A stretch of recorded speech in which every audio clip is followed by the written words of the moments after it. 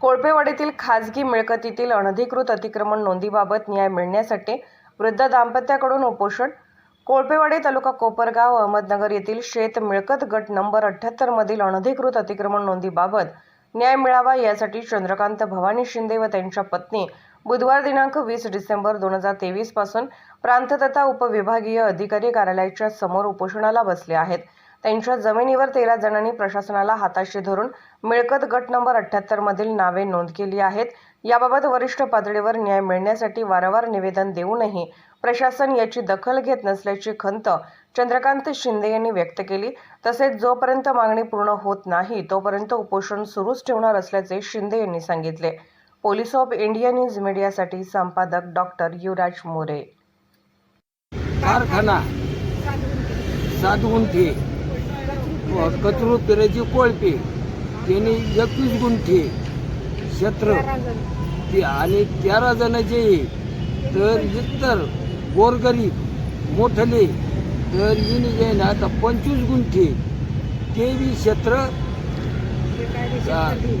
खरेदी खत करून आणि खरेदी खत सुद्धा बेकायदेशीर करून आणि या नोंदी कमी करण्यात यावा आणि घरं काढण्यात यावं एवढीच विनंती.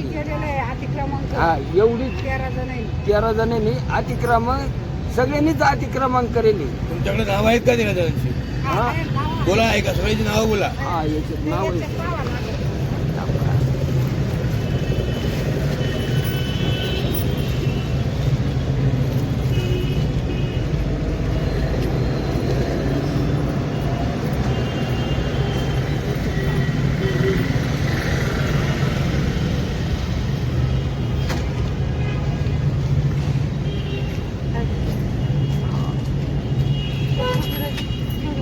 13 जण.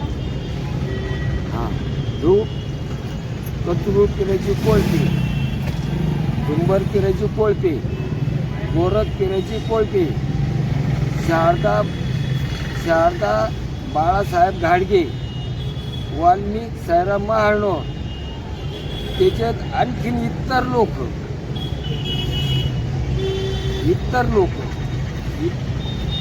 लोक असून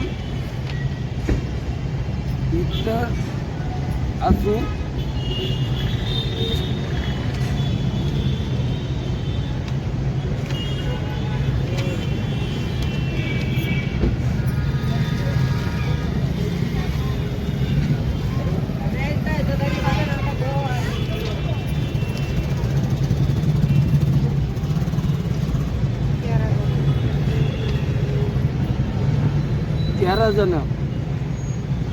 त्याच्यानंतर कारखाना,